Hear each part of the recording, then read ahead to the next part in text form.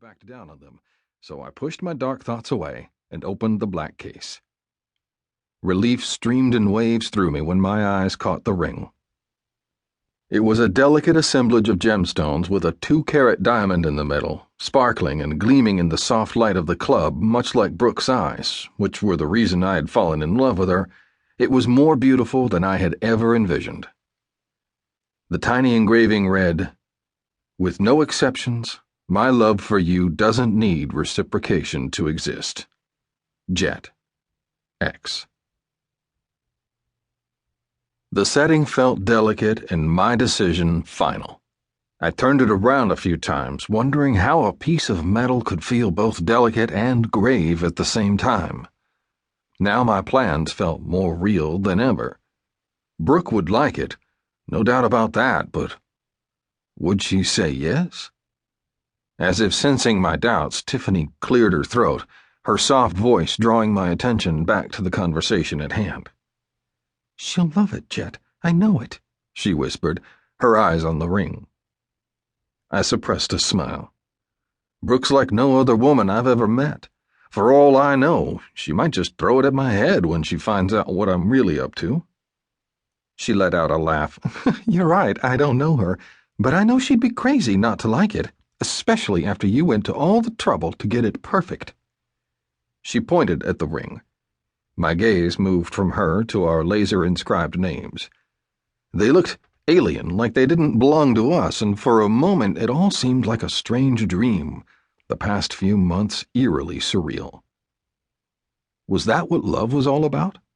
Experiencing a string of events that would all slip away and mold into bittersweet memories? Forcing my eyes away from the ring, I put it back into the box and dropped the box back into the gift bag.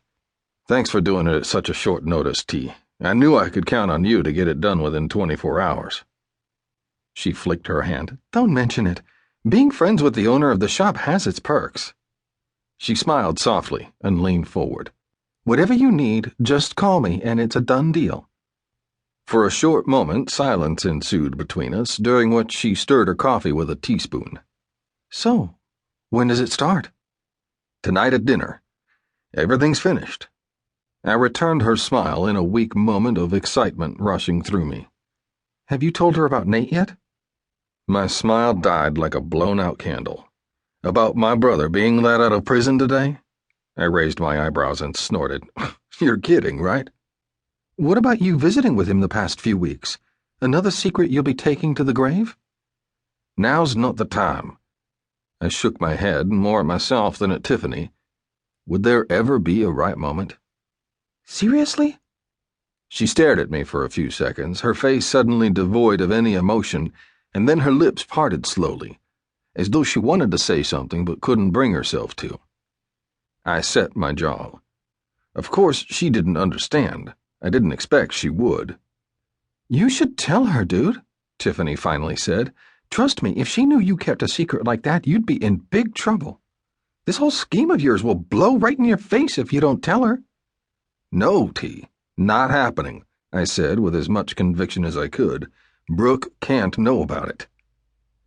"All right," she whispered under her breath and took a sip of her coffee. Running her hand through her black hair, she leaned back, regarding me with curiosity. "You sure this is what you want, Jett?" She inclined her head toward the black gift bag, a strange smile playing on her lips.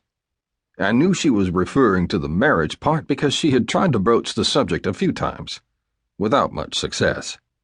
"I'm sure. I've been waiting for this day for a while now, and to be honest, I wouldn't know a better time."